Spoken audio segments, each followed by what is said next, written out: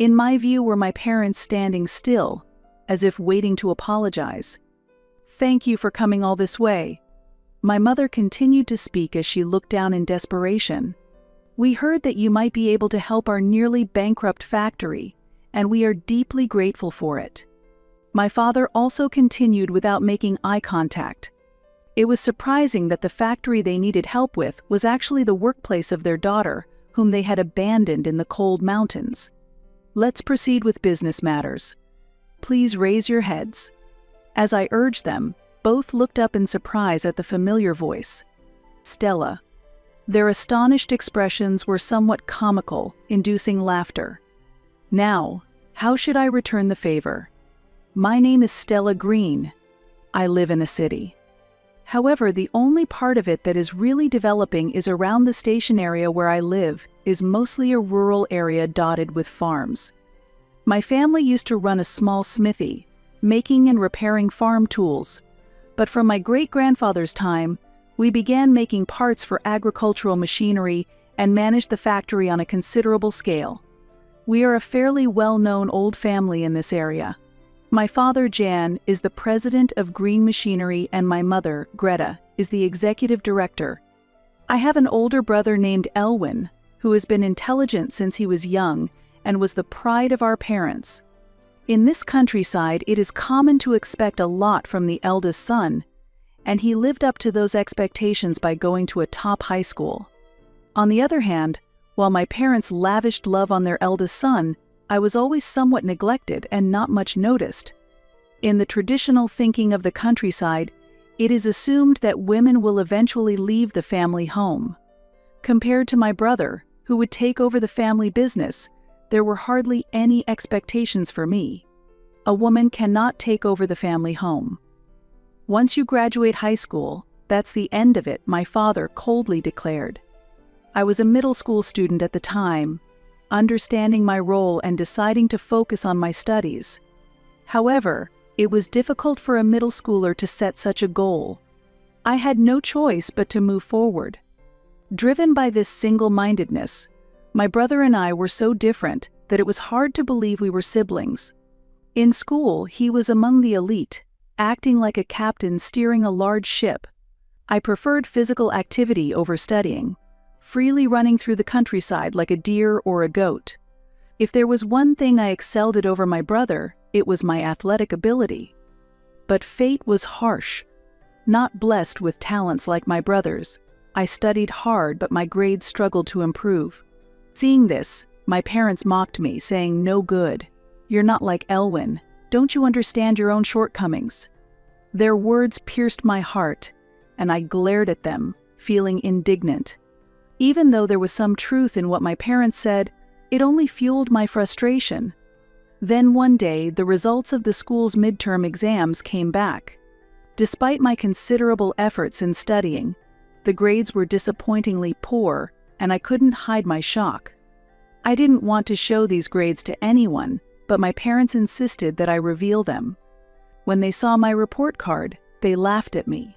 "We should have expected this all along. There's no value in investing in you anymore." It's true. It's hard to believe you share the same DNA as Elwin. Something must be wrong. As I sat formally in front of my parents getting scolded, I prayed internally for this moment to end soon. Then, my brother came to my aid and helped me with my studies. He was not good at expressing his feelings to our parents, but he was always a solid presence for me. It might be partly my fault that our parents are so strict, but I'm always here for you. Moved by his warm encouragement, I couldn't hold back my tears. With his support, I was confident I could overcome any challenge. As I advanced to the second year of middle school, my brother passed the entrance exam for a prestigious university in the metropolitan area and left home.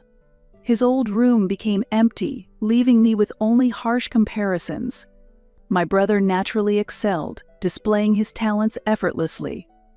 While living in his shadow, I was searching for my own path. I found joy in running more than studying and participated in the track team at school. I always loved to run and decided to pursue a career as a long-distance runner. Aiming for this goal, I hoped to receive a recommendation from a prestigious school known for its relay races. While my brother excelled academically, he was not good at sports. In this respect, I felt that I had surpassed him. Yet, despite this, my parents were more interested in his test scores than the speed at which I could run. My efforts were overlooked, and only my brother, who always improved his grades, received all the love from our parents. As my brother approached an important milestone at 18, my parents planned a lavish celebration for him. As his birthday neared, my mother declared, "Give him an expensive watch. If you can't manage that, then don't think about going to university." However, I had no funds to prepare such an expensive gift. As expected, the result was the same. Relatives gathered, and a lavish meal was served at a well-known restaurant in the area. But as if I didn't belong there, I was left on my own at home. "Elwin deserves delicious food because he excels. You're just obsessed with running, and being around him would only make you miserable," my mother said. Her words deeply wounded me. After sending off my parents and brother, I ate instant noodles alone at home. Pouring hot water into the bowl, the rising steam made my loneliness feel even more intense. My tears wouldn't stop as sadness and frustration mixed together. During those days, my brother, who was visiting home during summer break, introduced me to the possibilities of the internet. After graduating, he had started working at a top company. Carrying the responsibilities of an adult, he seemed to have matured rapidly. "Here, this is an old model, but it's fast enough for surfing the web. Try using it, it might even help with your studies." Smiling, he handed me the laptop. "And try using this as well. I want you to study it." The book he handed me was a beginner's guide to programming. This sequence of events marked my first step into the world of IT. Although I initially had a weak spot for mathematical sciences, I found creating my own programs surprisingly enjoyable and frequently used the laptop. The moment when my homemade programs functioned brought a profound sense of satisfaction. Gradually, though still vague, I began to see something I wanted to pursue. It wasn't yet concrete, but I felt its outline becoming clearer. However, one day, that dream was abruptly dismissed by my father. "Hey, are you playing on the computer again instead of studying?" "I'm programming." "I'm not playing." "Don't lie." "You must be gaming on that computer." Angered by his accusation, I retorted somewhat provocatively. "People with old-fashioned thoughts like you wouldn't understand how to utilize computers." That comment only fueled my father's anger more. "What are you talking about? Don't say such things, Stella." Suddenly, he snatched the laptop and threw it out the window. "Why would you do such a thing? Hanf, you're still in high school and always just playing games. Now that the computer is broken, maybe you'll study seriously." I watched my father's smug laugh as I headed outside towards where the laptop had landed. The computer had smashed against the ground, its screen shattered and the case cracked. It wouldn't turn on anymore, rendered completely useless. Just as programming was starting to captivate me and a hopeful future seemed visible, I gathered the broken pieces of the laptop, engulfed in deep sadness. The precious laptop gifted by my brother was tragically destroyed. Without the money for repairs, it seemed like my newfound dream might disappear too. Standing before the remnants of my broken laptop, I was overwhelmed with despair. The precious gift from my brother had turned into mere junk. Unable to afford the repair costs, I had no room to search for new hope. However, on my way to school weighed down with heavy feelings, a friend made an unexpected suggestion that offered a glimmer of hope. "Why don't you use the school's desktop computers?" The teacher agreed, and the school's computer room became my new sanctuary after class. There, a reliable desktop computer awaited me. It was an immovable foundation of stability for me. As I spent more and more time with the school computers on weekends, a teacher who noticed my enthusiasm offered additional support. I became absorbed in programming. Throughout high school, I gradually refined this skill.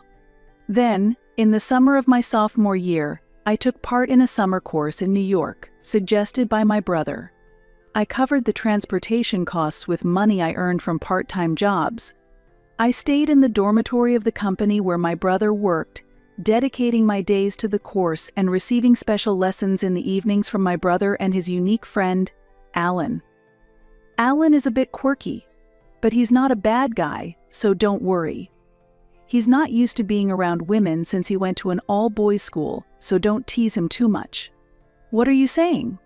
I've had my share of interactions with women, you know? Oh, really? When was that? When we did the folk dance in elementary school. We couldn't help but suppress our laughter during this heartwarming exchange. Alan's innocence added a special color to our summer. With that smile, my passion for programming accelerated even further. By the end of the summer, a new chapter in my life had begun. With the help of my brother and his friend Alan, I had delved deep into the world of programming and was completely captivated by its allure. Alan was different from my brother, behaving like the son of a genteel family, polite and refined. He was a bit eccentric, but I never felt any malice from him, and I found myself somewhat charmed. I was entering the summer of my final year in high school. When my computer was destroyed earlier, my brother had apologized, but during the summer break when he came home, he secretly brought a used laptop with him. It was a gift from Alan. Alan's quite wealthy, you know. When I asked if he had any unused computers, he gave this one, my brother said, chuckling mischievously. He said he wanted to give it to you as a present, so I brought it right over. Seems like he's quite fond of you, he added. What are you talking about? I responded, my face turning red as my brother laughed and playfully tapped my head. After that, I received a lot of advice from my brother, and my programming skills improved significantly. I never thought you would take such an interest in programming, my brother said. Yeah, it's interesting. Sometimes unexpected things happen when there's a mistake in the calculations, but it's really thrilling when you solve it, I replied. But programming was more than just a hobby for me. I was deeply passionate about it, and the joy of seeing my own programs function was indescribably precious. With this passion, I made the decision to leave home. I bid farewell to university life and decided to work for a company in the metropolitan area. I was determined to follow the path I had chosen. With a brand new computer in hand, I continued to move steadily towards the future. While enhancing my programming skills, my adventure was still ongoing. One day, while packing for a new life under the cold winter sky, my parents suddenly called me. Normally, I would expect an unpleasant topic, but surprisingly, a different conversation came up. Let's all go on a trip together, my father suggested. Family trips from my childhood felt like distant memories. We decided to use a hotel voucher my uncle had won in a lottery. I was a little excited about the family trip that my brother, who was also coming home, would join. On the day of the trip, we headed for a hotel situated in a heavily snow-covered area, with my father driving. Unusually, my parents seemed to be in good spirits, engaging in conversations that mostly revolved around my brother's job and the struggles of my father's factory due to the economic downturn, leaving me out of the discussions. The hotel was unexpectedly luxurious, and we were thoroughly relaxed by the pool and delicious meals. However, the kindness from my parents felt somewhat unnatural. Waking up in the middle of the night to use the bathroom, I overheard whispered voices from my parents' room. We can't afford to spare any more money on her food. If we leave her behind, she'll understand. Yes, it's time for a big house cleaning. They were planning to force me out of the house. I am destined to be abandoned. Accepting this seemed to be my only option. With a heavy heart, I left home. The drive back was quiet, possibly due to everyone being tired, with little conversation. I was to be dropped off at the station and then head straight to the dormitory of my new workplace. Suddenly, my father said, "I feel like having a coffee. Is there a vending machine around?" My brother replied, "There's a parking area up ahead. We can buy coffee there," and my father smiled happily for some reason. "All right, let's take a break there."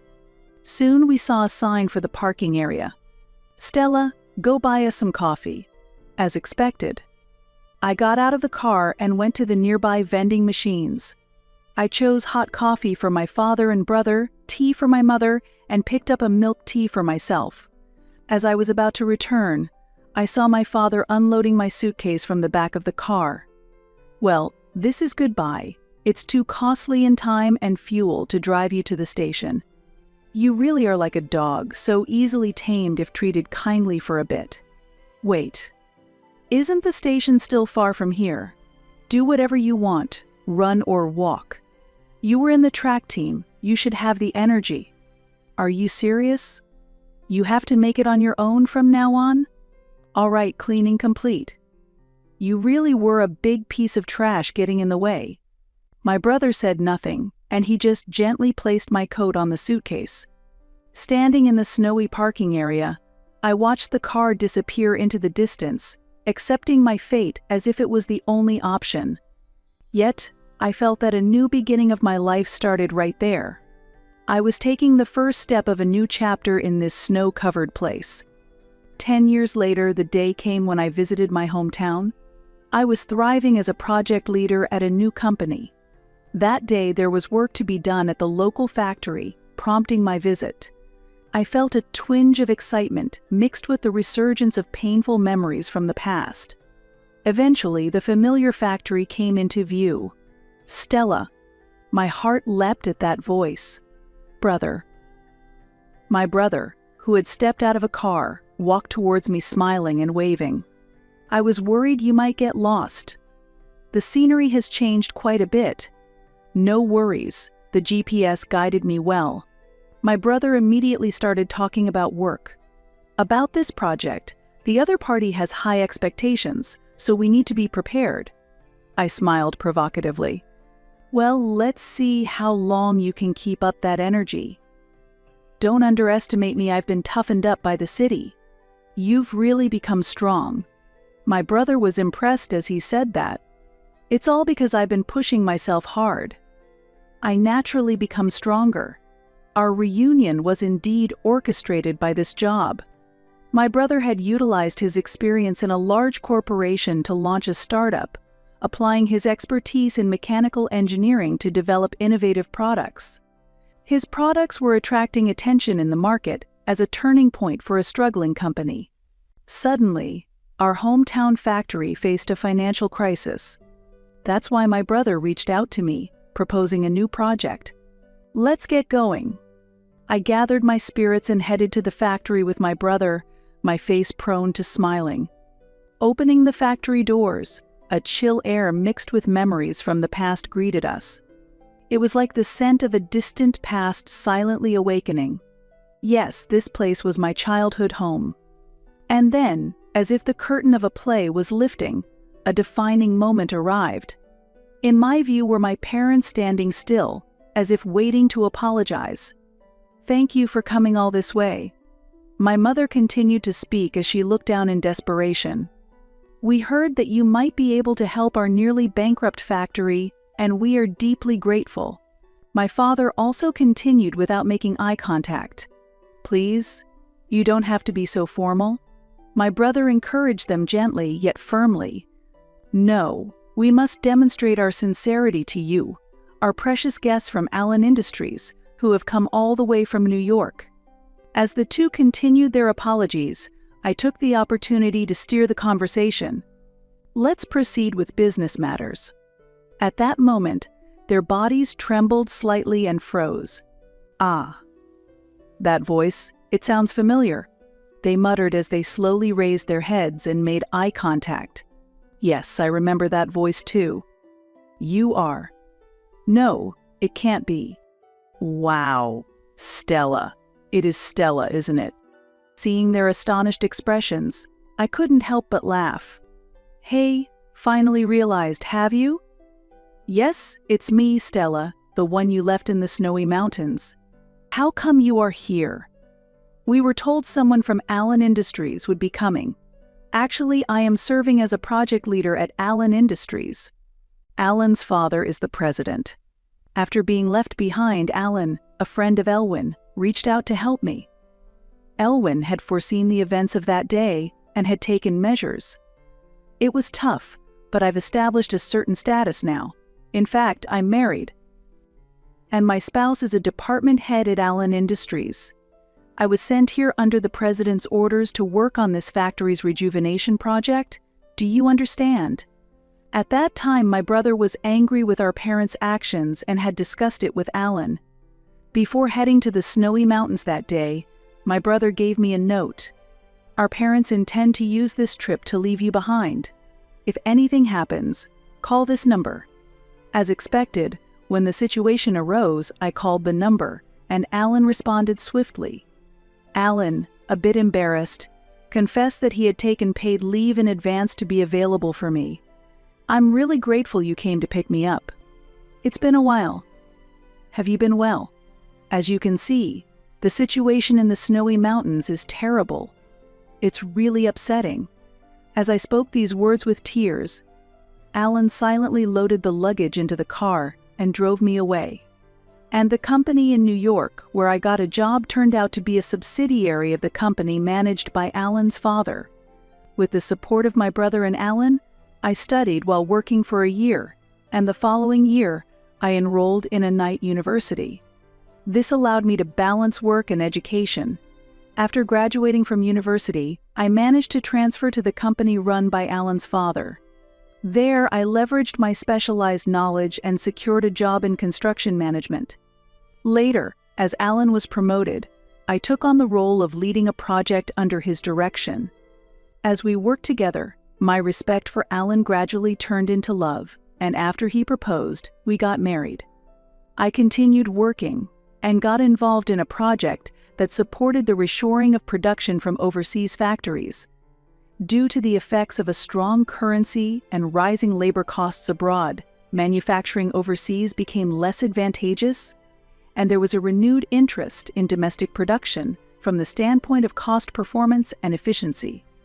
While searching for a new factory location in response to these trends, I received surprising news from my brother. Our family's factory was facing financial difficulties. Previously, it supplied machine parts to large corporations, and in an effort not to lose the price competition, continued lowering prices until it was financially cornered.